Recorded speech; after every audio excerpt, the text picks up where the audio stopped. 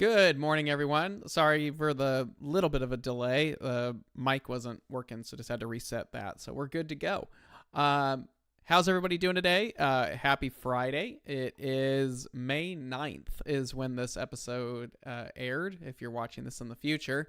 But if you're watching it live with us, hanging out, good morning. Happy Friday. We're in the midst of May at this point, so the year is flying by. So welcome to the What's Up Webcast. We do this every Friday, 10 a.m. Pacific, right here at the Skywatch USA YouTube channel. We cover everything from what's up in the nighttime sky to equipment to helpful tips and tricks. And of course, at the end of the month, we have a special guest to talk about their specialty in the field of astronomy.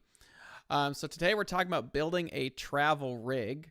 And primarily, this is going to focus on air travel. I mean, you could make a portable setup for just about everything.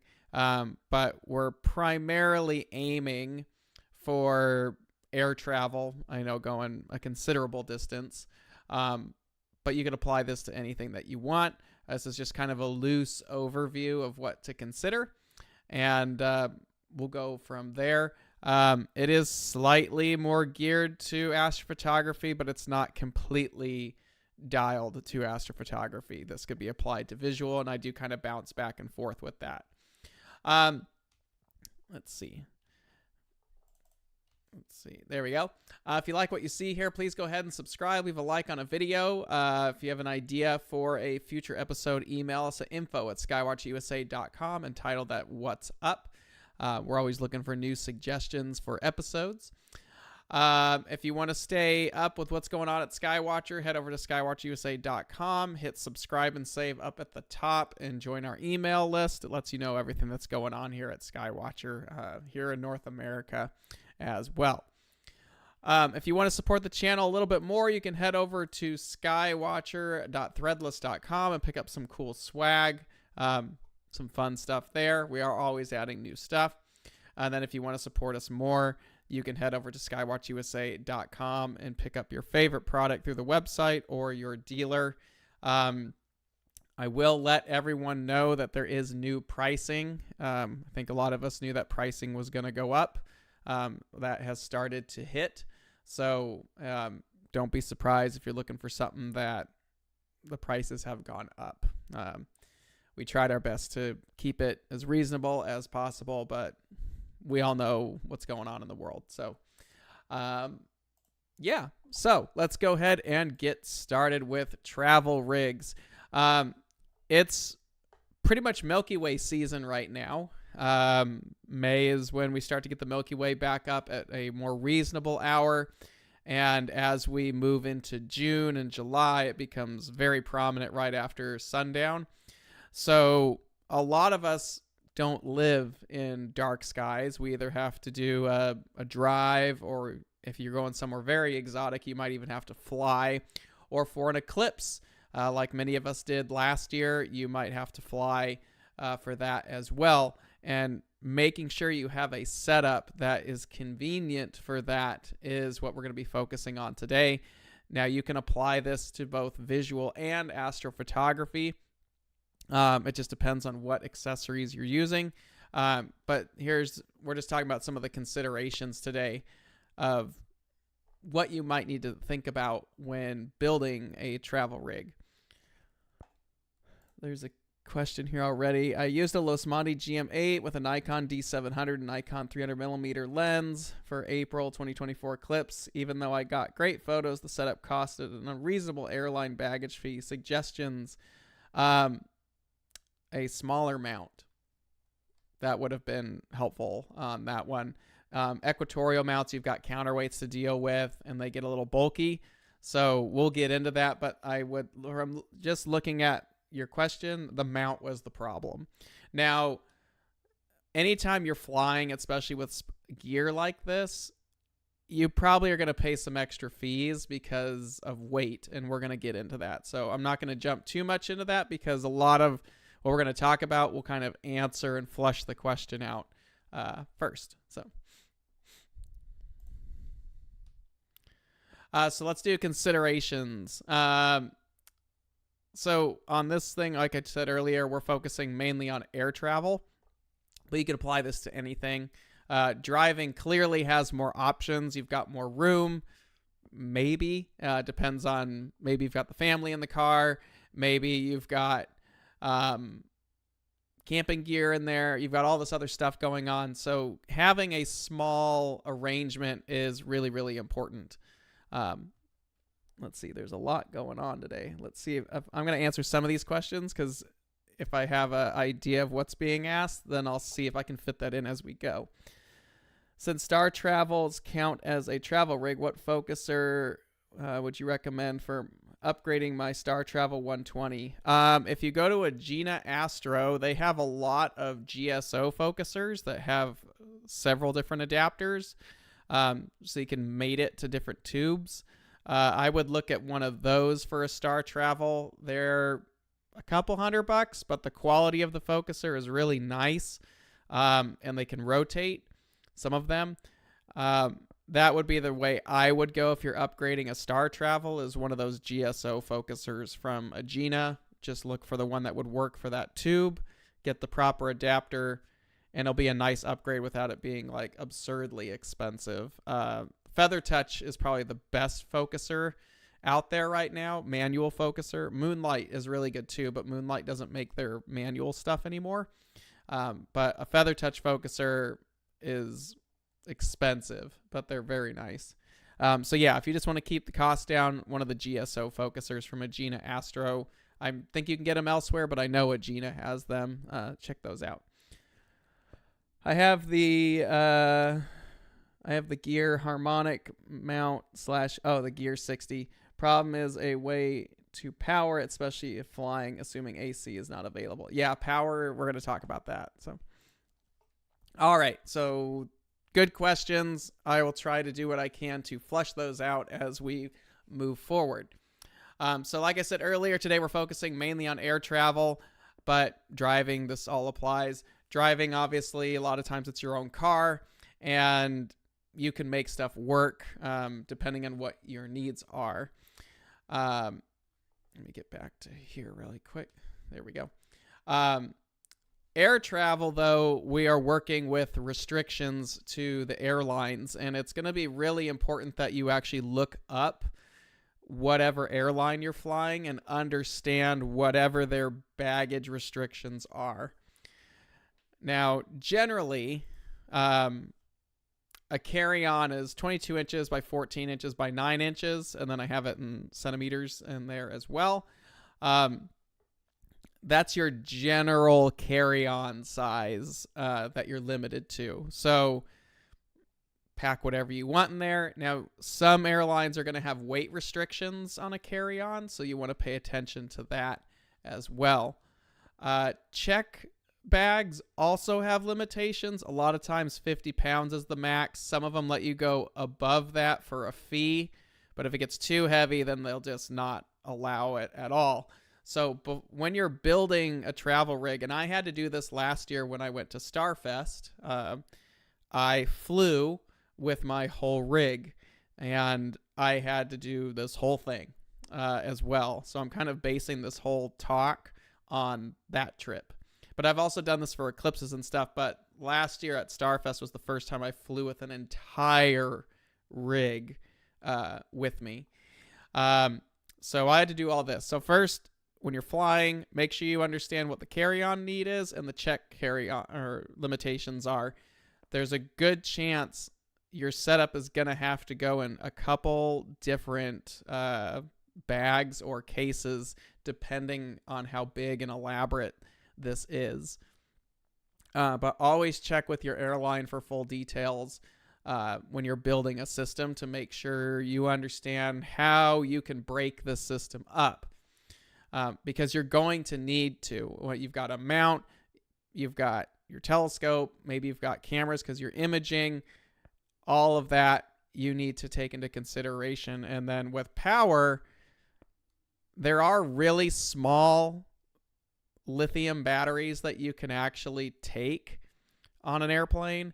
Again, you're going to want to go look at the restrictions for that. There are some very small ones that you could probably utilize to run a mount and a little imaging system for the night. that you could probably fly with, like a power bank. But your big batteries, especially lithium batteries, that can be problematic. What I have done before, or I'm sorry, what some friends of mine have done is when they fly, like I have friends who fly out for the Grand Canyon Star Party, and every year they'll just pick up a big battery when they get to where they're going, like a car battery. They'll work with that. If you're going somewhere where maybe you know somebody is going to be there, maybe they could borrow that. But power is going to be your biggest problem when traveling with remote locations. So that'll be your biggest challenge. If it's not too complicated, try to bring the battery with you. But again, all that has to come down to what the limitations for the airline are.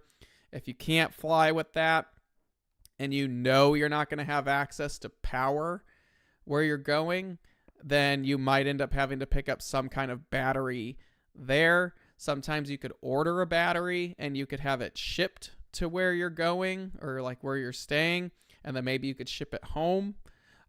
Worst case scenario, you buy a big car battery and you leave it there. That's worst case scenario. Best case scenario, where you're going actually has power, like AC power. Maybe you bring an AC adapter, a couple of them to run your system, and an extension cord to do what you need to do. Hooray. That's best case scenario, but it all comes down to what the airline's going to limit. Nico's in the chat. He's flown a few times with his Aperture 155 watt. But again, you have to kind of figure out what you're doing. So that's going to be very unique for each trip. So, like when I flew last year for Starfest, I flew with my whole rig, but we had power, access to power in certain areas, and then we shipped other display stuff to the Star Party, and we threw our battery packs onto the pallet that was being shipped. You could just throw yours in a box and ship it. If it's within the country, then maybe just take your couple lightweight power supplies, pop them in a box, and ship them to where you're going to be going, or a nearby UPS store. There's methods, but power is going to be the biggest issue. And then, of course, you want to watch your weights and sizes. Whatever your system is going to be, whether it's a basic little visual setup or a more complicated imaging setup, everything's going to have to fit within that carry-on size or within that check payload limit. So there's a good chance you're going to have to break up your system where something goes here and something goes there. Packing. So packing, of course, is going to be a big thing. You're going to get really good at it. Some of us are already really good at it. If you've ever been to a Star Party and watched someone open the back of their car, it's like, dang, that's a lot of stuff. How'd you fit it in there? You're going to be a Tetris master by the end of this. So here's everything I brought for Starfest last year fit within my backpack, my check bag, and my big travel Pelican case. That's a Pelican 1650. The nice thing about that case is it's got a lot of room to house stuff. They are a little heavy, but they have wheels as well, which is really, really helpful when trucking this much gear. And even then, it was a lot to haul. So, but I had 2 check bags. I did have to pay more because of the Pelican was heavy. So I had to pay for that, but it was under the limit. But I did have to pay an extra fee for it. So that was just the price you pay for it. But a good quality case is going to be important when you're protecting this valuable stuff. I don't put locks on my cases, but I do put zip ties in there, and there's a little note inside the case. So if TSA wants to look into it and open it up, I'll just put a note with extra zip ties that say, please zip tie this case closed after inspection. And usually they'll do it. You can get carry-on locks as well, or TSA locks to lock cases. I don't really feel like that's going to do a whole heck of a lot. So I just use zip ties and zip tie my cases shut. And then if TSA wants to cut it open and look in there, fine. And I just put extra zip ties and they generally take care of it if you put a little note in there. Another thing that I would recommend doing is putting some kind of tracking device inside of your case if you're checking something. I'm an Apple user right now, so I have AirTags, and I'll check an AirTag into that case, and that way it tracks. So if anything ever gets lost, if that little thing ever stops by some iPhone, it will ping, and it will let me know exactly where my valuable case is sitting. But that's just for security purposes. Some really good cases, Apache cases. I like those a lot. You can get them from Harbor Freight. They're fairly affordable, hard cases. They are very limited in the sizes that they have, but there's a lot of very useful sizes from Apache. And then if you want the bigger cases or very unique sizes, Pelican and SKB are really good case manufacturers. Pelican has been around for decades at this point, and they're tried and true. SKB's been around as well. I prefer SKB's locks. The latches that they have on their cases are easier to manipulate. They've got a little push-pull thing, where Pelicans are these really robust, just pull. And Apache's very similar. I like the locking levers on SKB the best, though. But I have cases from all three. It just depends on what I'm looking for at the time. But my main go rig case, if I'm flying, is this Pelican 1650. I did get it in a different color. I got it in tan. And reason being for that is a lot of bags are black, and Pelican cases by default, as well with Apache and SKB, a lot of them are black. I wanted to go with an off color, so it was just something that was way easier to visually see and know that, hey, that one's mine. You could always spray paint junk on these cases or whatever you want to ID it, but I liked having a slightly different color case so it doesn't get mixed up with our other cases that we use for shows, and it doesn't get mixed up with luggage as well. It's like, oh, there it is. You can obviously do all this without a big expensive Pelican case as well. You could get a big luggage bag. I just like Pelican cases or any of these hard cases because they're super robust. They're watertight, and they just keep everything really safe. And you can get them with pluck foam and customize them, which I kind of did with this one, or you just buy them empty and you can pack it with all kinds of blankets or padding or bags or whatever you want to put inside of it.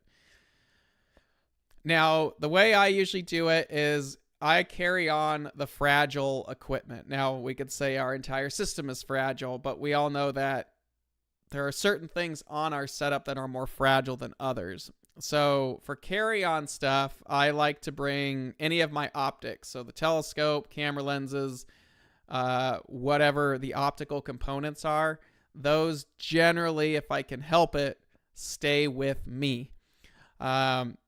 Batteries, of course, you have to bring those on with you. And of course, your cameras, if you're doing astrophotography, I fly with those usually in my camera bag, which is on my backpack there. So all the really pricey stuff, if possible, take with you on the plane. The big bulky stuff, you really don't have much of an option unless it's a really well thought out, very small rig, which I've seen people do. You can carry the whole thing on. In my case, I wasn't able to do that. So here's the inside of my tan Pelican case before it flew out. Coming back home, it got destroyed, and I repacked this for heading home, and it was not packed as nicely. I packed way more stuff in there. So this is the inside of the case. So I've got my Wave 100i head in its little case. I probably could have ditched that case and just made a little slot for it and saved some weight and some room, but at the time that worked really well. So the Wave head was in there. I had my Esprit 100 rings. I had to break this down quite a bit to travel with. I have my accessory cases. These little cases, these little plastic containers, came in a big rolling toolbox from Harbor Freight that I actually truck my EQ8 head in. And they're really convenient. I'm sure you could find something for you there. One had all the power cables. One had like screws and accessories that I needed to put everything together. The other case had the ASI Air and all kinds of supporting hardware for the ASI Air. I still had some room that I didn't use. I had the Wave carbon fiber tripod, which I personally prefer the EQ6 steel tripod for our strain wave mounts. But if I'm traveling, I'm limited on room and weight. The carbon tripod is ideal for that. So I got the Wave carbon tripod, and then I had my dovetail plate. My Esprit 100 travels in a small blue bag that was actually made for a Takahashi FSQ. It just happens to work really well for the Esprit 100. I've never seen another one of these, though. Bought it years ago.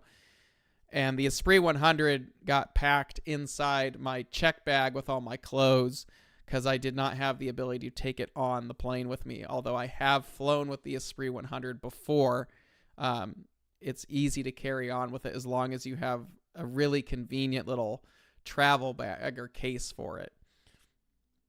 I wouldn't fly with an Esprit 100 with its included case. I'd want something like SKB or a nice bag for it. And then, like I said, the telescope was packed in my check bag. Cameras were in my backpack. And that is how everything flew to Starfest last August. So I had my whole little rig with me. Optics. So optics, there is so many options on the market nowadays that would meet this criteria. So you're looking for something small and portable. And there's so many options nowadays for that. A lot of good options.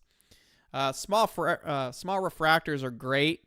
There's so many little refractors on the market now that you can choose from. This goes for visual or imaging. So anything between 50 to 80 millimeter is great, or a really fast 100 millimeter is a good option. Although remember that the bigger that you go, the more hefty these things get, and the bigger the mount is going to be to support it. So you want to keep that in mind. Small Cassegrains are really nice, like our little Mac 102, the SkyMax 102 is a fantastic little visual telescope to travel with. It's got enough aperture to be interesting on the moon and planets and bright deep sky, but it's got enough focal length to magnify it quite a bit and get good image scale, which is hard to do with a refractor. So I like small Cassegrains as well, depending on what you're doing and where you're going. If you're doing mostly photography, either camera lenses or a refractor. If you're doing just visual, refractor or a small Cassegrain of some kind would be a good one to take along. But you always want to aim for convenience and try not to overcomplicate it. I am right there with many of you that I overcomplicate everything when I'm going to some star party. I bring everything in the kitchen sink. I bring way too much gear, and I just never have enough time to actually use all of it. So I'm still working on this myself, is trying to keep your travel setup as clean and tidy and convenient as possible, because you're on a trip, and maybe you're on a trip with your family and astronomy is not the main focus of things. So you want to make sure you have something that you can easily get out there and go to work with. That's why some of these little smart scopes like a C-Star are really convenient, because they kind of just check all the boxes. If you're going to be doing that, they're small, they've got a mount built in, the battery's taken care of. So a C-Star is really well thought out for this whole process that we're talking about. But that's if you want to do photography.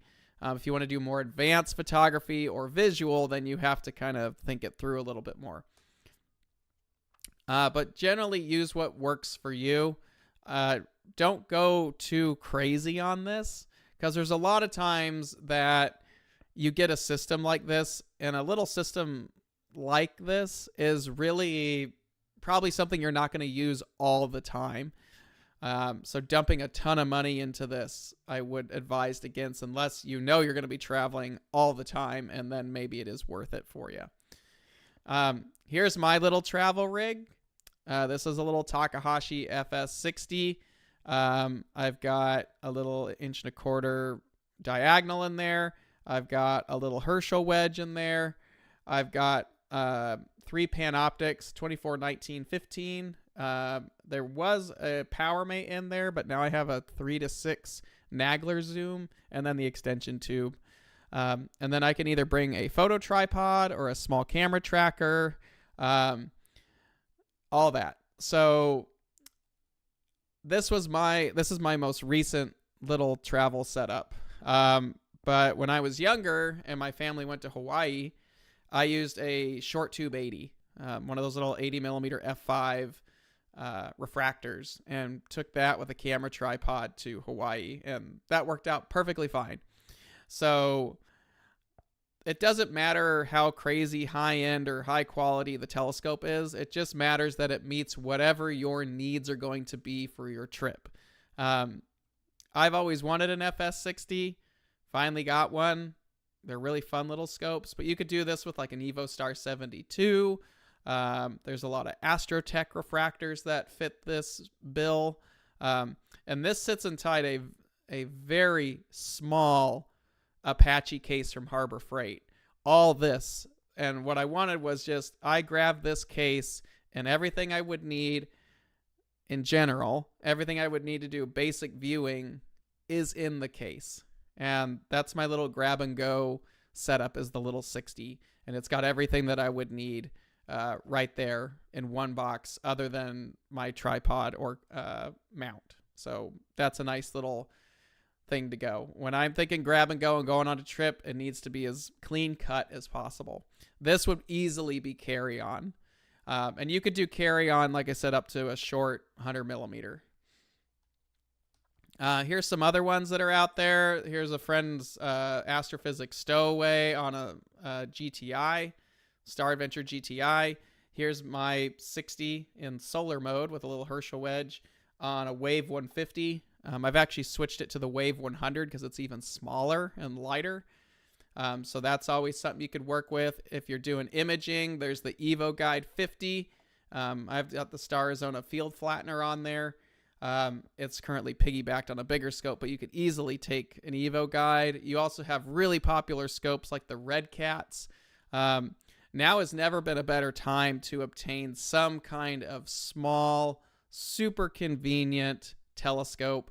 Now Skywatcher us have the HAC coming out, which would be a super convenient astrograph to take. I may even take that to Starfest this year because it's so fast. I don't need a guide or anything like that. So there's a few options out there for you to do stuff nowadays. So I've also done this one. This is a Skymax 127 on a Star Adventure. I took that camping a couple times.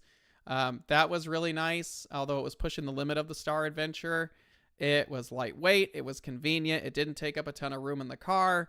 And it broke down into like 2 or 3 little bags, and I could stow them where I wanted to. And it was enough aperture to where it was actually really nice to work with. So that was nice to have, was the little 127.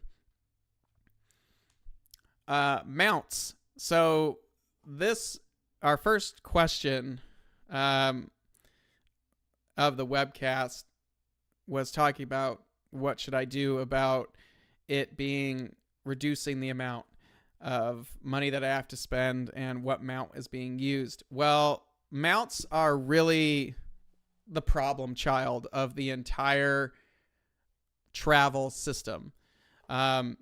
Equatorial mounts are really what is required to do astrophotography.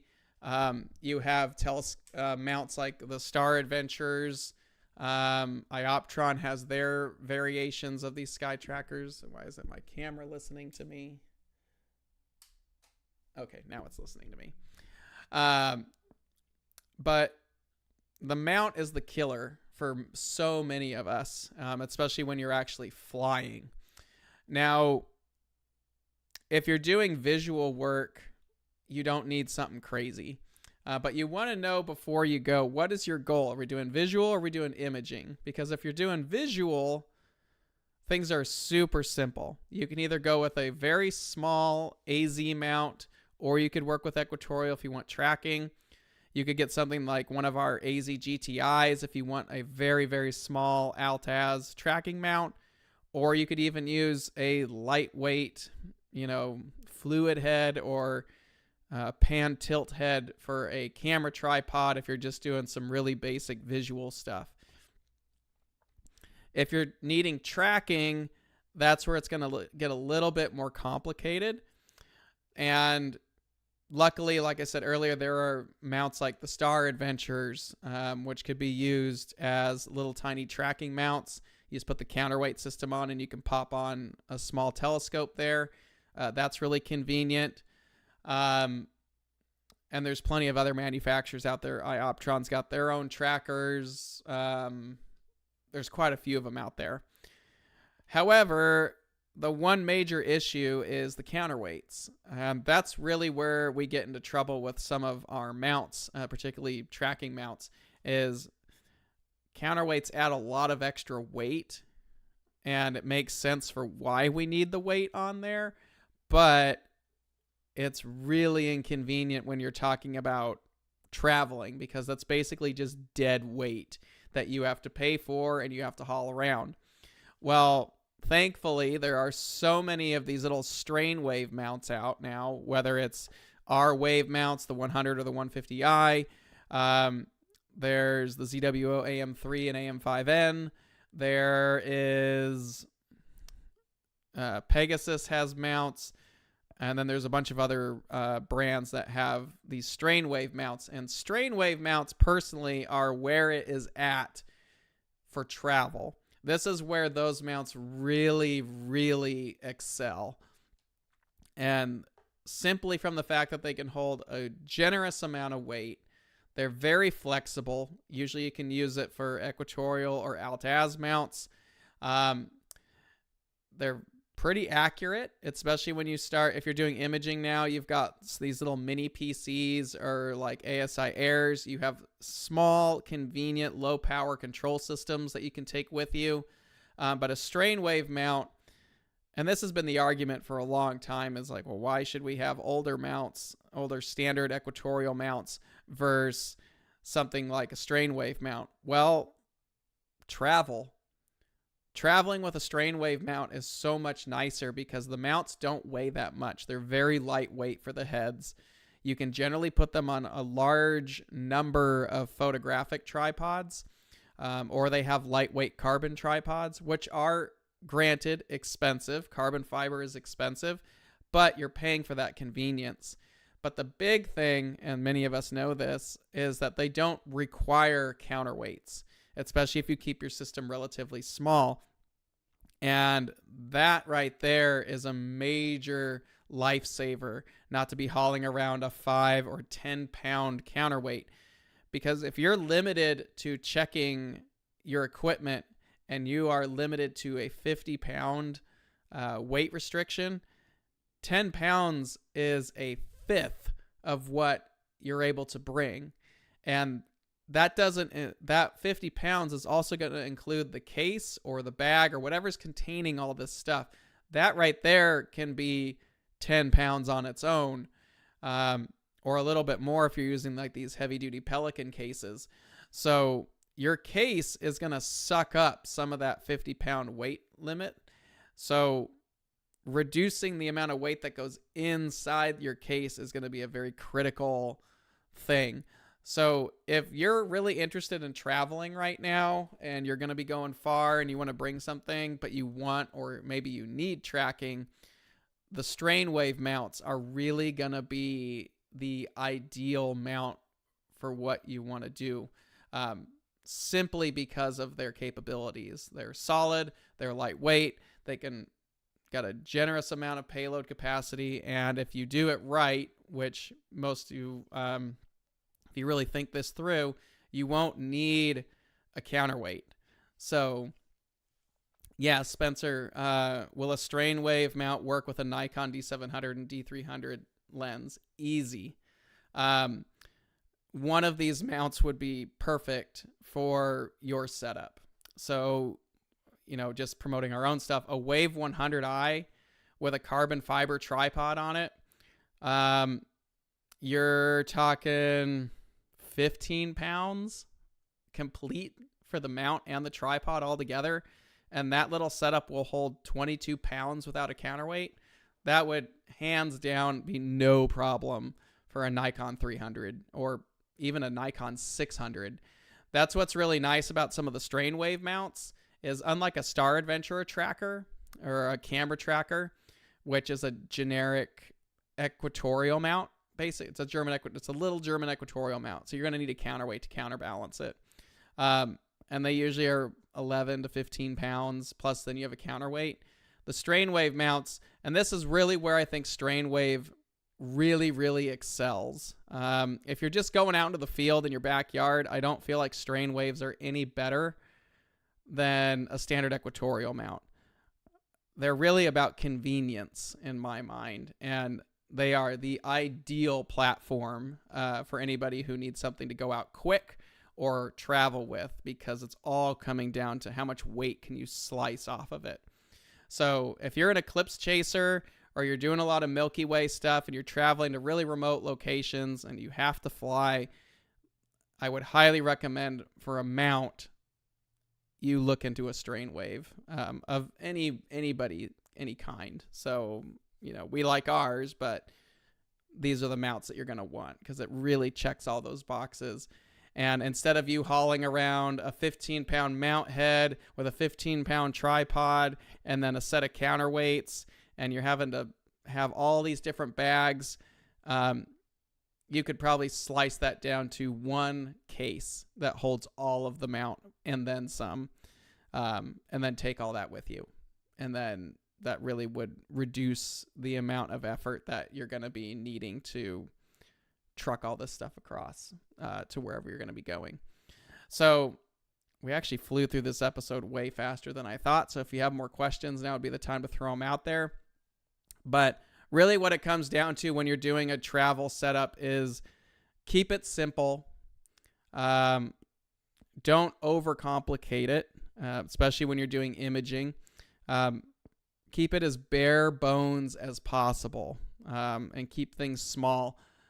If you're trying to go to some dark sky site and shoot galaxies with some long focal length thing, that might not be ideal. Kind of keep it more small and lightweight and go from there. But your big headache is always going to be the restrictions that the airline is going to put on you. So whatever the framework is, the airline is going to be your framework. Whatever their limitations are, you have to work within that.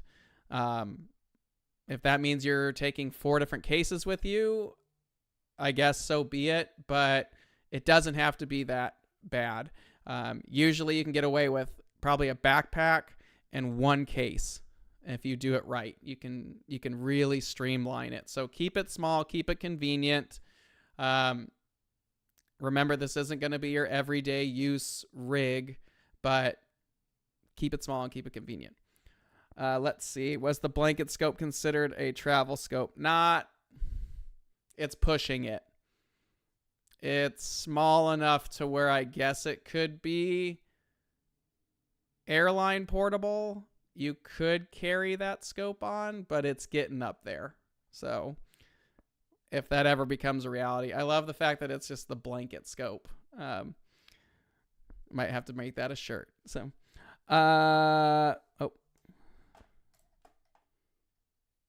did that one. What's your take on strain wave for visual? I'd like to retain the ability to track and guide for AP, but without a camera attached. Is there a good way to polar align and star align these mounts? I can't speak on other manufacturers.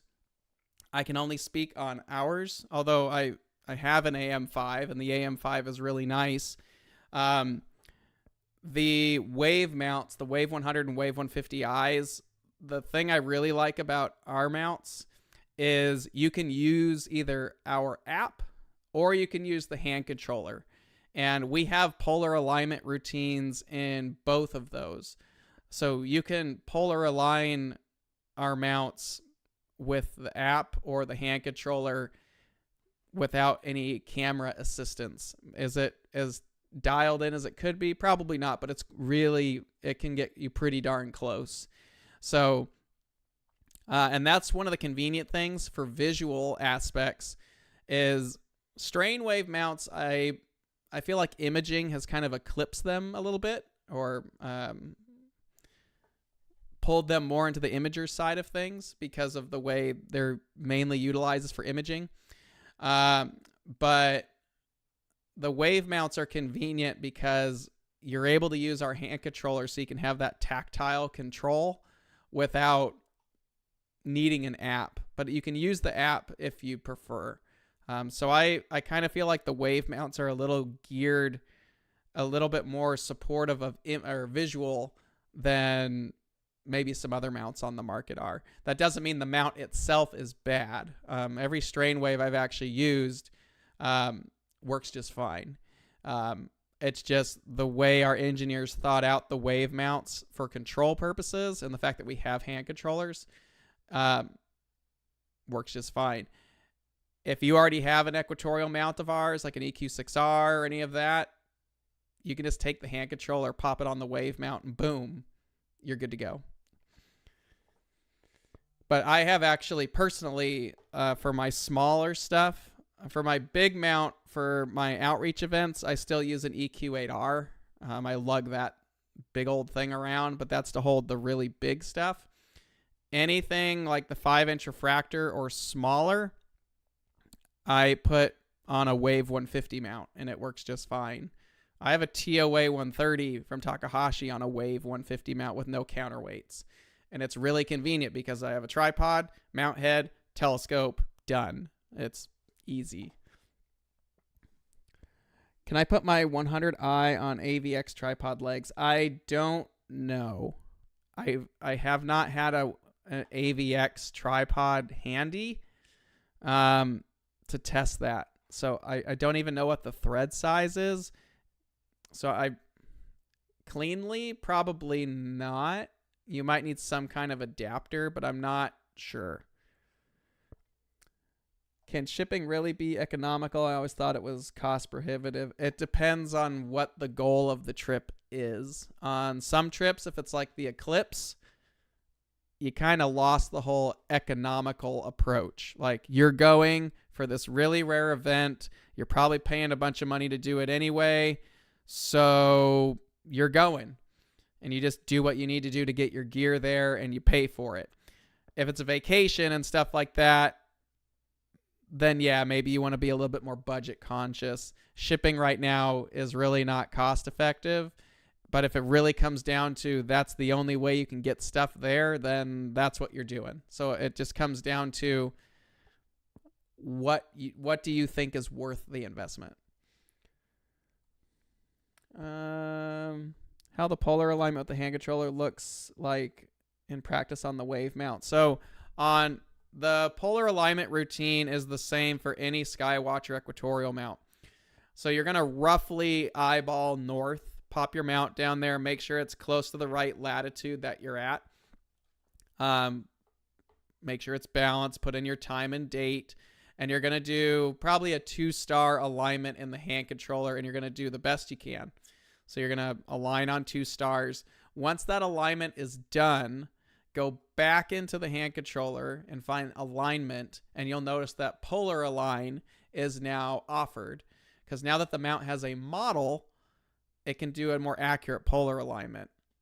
Go into that and follow the prompts. It's going to have you select a bright naked eye star. So right now, we'll just say Arcturus, because that's up right now. The mount will slew over to where it thinks Arcturus should be.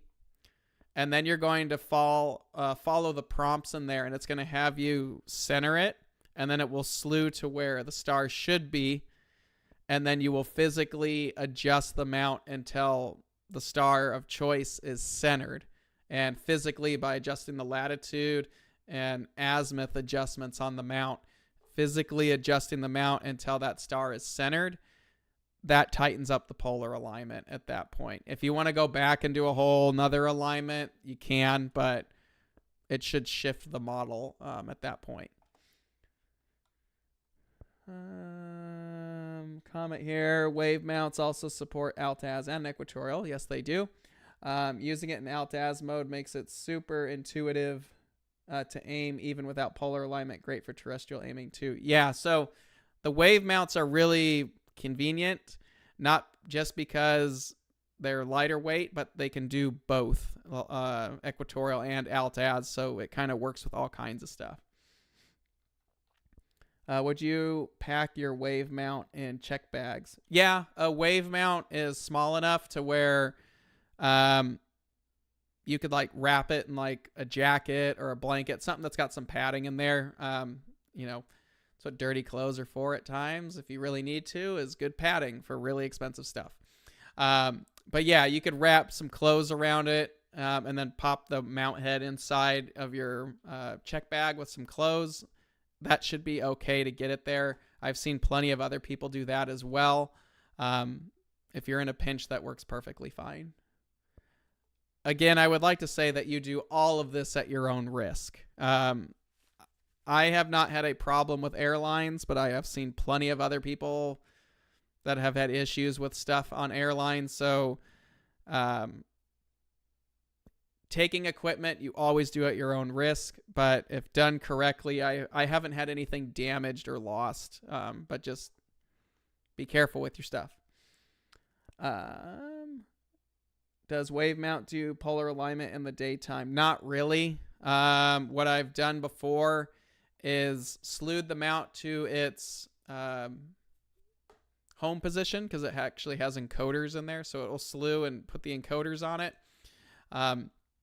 And then slew to the sun, and then adjust it until the sun is coming through, or you can see it with a filter.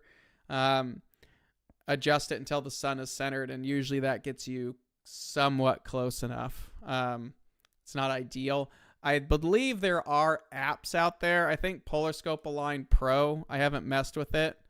Yeah, I think Polarscope Align Pro has that capability to align during the day somehow, but I haven't messed with it. But I've seen friends of mine do it. So,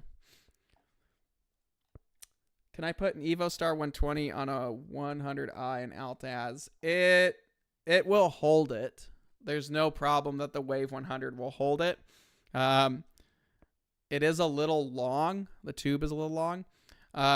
So you might get a little bit of moment arm wiggle on it. You should be okay.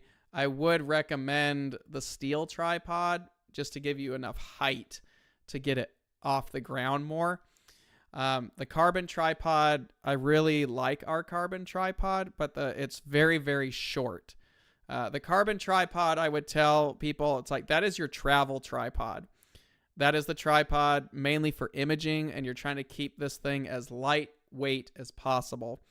For any other general use where maybe weight isn't a big deal or it's not as big of a consideration, I would go with the steel tripod for the wave mounts, because it gives you extra height, but it also gives you really good rigidity for this. I think there's a picture in here somewhere. Let me drag some of this stuff out of here. I thought I saved it. Oh, here it is. So here's, whoops. There's the TOA 130 on a Wave 150.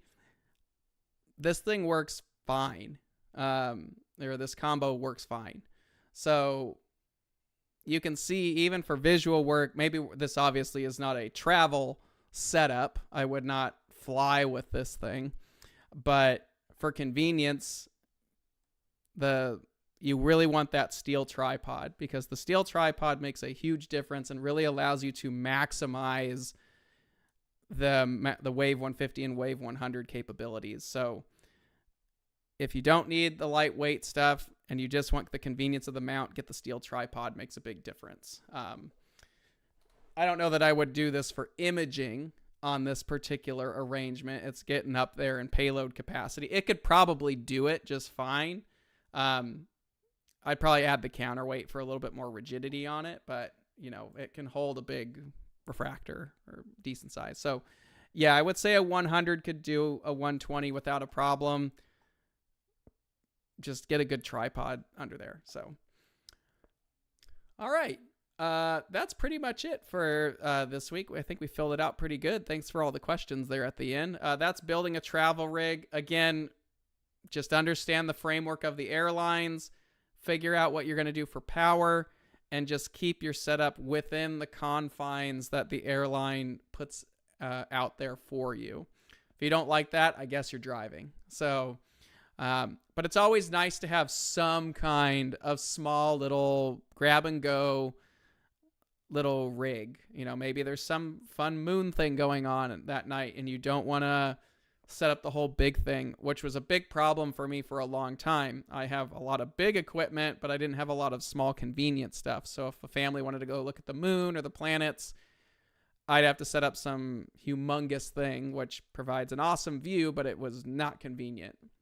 So now having these little refractors or a little Mac, just run out in the backyard or take it with you, it's nice to have something convenient there. So that grab and go is really nice, but it's also nice to sit there and build a travel rig. So if you're going to travel, you know what's ready to go. If you like what you see here, please go ahead and subscribe, leave a like on the channel. Good times there.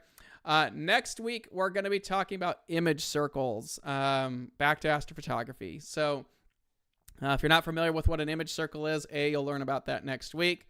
But that is the illuminated field that a telescope can produce for astrophotography, which ultimately defines how big of a sensor you can use on the telescope. So we're going to go into that next week. I know someone asked about the goofy pictures with me. There I am. We're trying to get some more pictures of myself to add more to the thumbnails. I've got more pictures to take of me. I just haven't gotten around to that yet. So, but yeah, that's next week's episode. And then building a travel rig was this week. So hopefully that was helpful for you guys. Good times, and should be fun as we go into Milky Way season. And I will be at Grand Canyon Star Party. If you guys are going to be there, I will be there in June. It's my favorite event. So if you're going to be up there, stop by, say hi. I'll be bouncing around, hanging out up there. But yeah, should be fun. Other than that, that's pretty much it for this week. Thank you for watching, guys. I hope you have a great weekend. Get out and do some viewing. The moon was really nice last night. But yeah, get out, enjoy your stuff, enjoy the hobby, and we will see you guys next week for another episode of the What's Up Webcast where we're checking out image circles. So thanks very much. Clear skies. Have a good weekend. See ya. Bye.